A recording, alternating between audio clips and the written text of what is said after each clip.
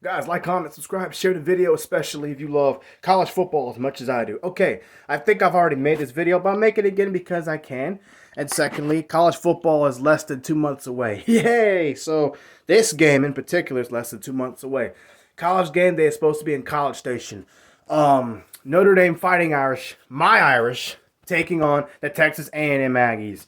Mike Elko's first year as the head coach of Texas A&M. Now, he's been there in the past as a defensive coordinator, and he's a great one. He did a really good job at Duke.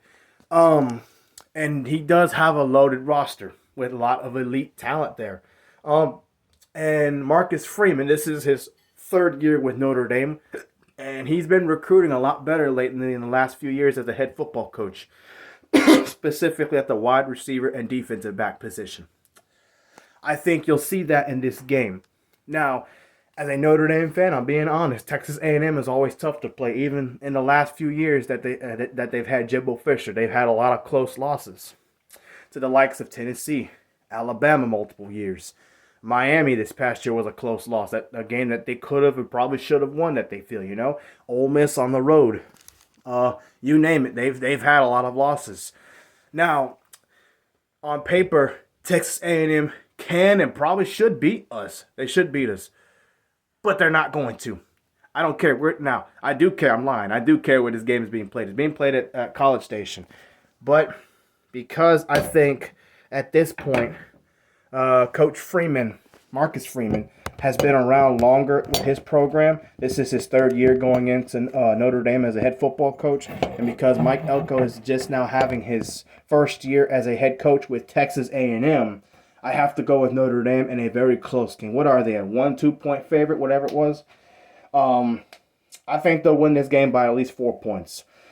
I think the fact, and you got to look at, remember when Brian Kelly first got to LSU, on paper, at least past 2 years, LSU was better than Florida State before they actually played the games. But they lost those games. I think this is a very similar scenario to saying Texas A&M on paper probably just as good or maybe a little better than Notre Dame. But because, again, at this point, Marcus Freeman in his third year, I think he's ahead in terms of his program than Mike Elko is in his first year with Texas A&M. Now, I'm not saying Mike Elko isn't a good football coach or he can't bring them a national championship one day. Of course he could do that. He did a lot at Duke, and Duke has never really been a talented team, but he made the best out of what he had there, and now that he has more talent, there's a chance he could make them a great team this year. And it's possible, but it's hard for me to believe that in his first year. That's all I'm saying. So this is no disrespect to Mike Elko or Texas A&M. I have Notre Dame winning this game 24-20. I think it's kind of and people look at Riley Leonard, and some of you are going to say, well, he had a hard time throwing the football last year. That is true, but he was also injured all of last year. He's had surgery since he's come to Notre Dame. He's probably going to have his confidence back. I think you'll see something similar to what Quinn Ewers did at Texas in 2022. He messed around and got hurt. He played hurt most of that year. He lost his confidence. He couldn't hit open receivers. And then the following year, now he still was a little inconsistent in some games, but he clearly looked a lot better than he did the previous year.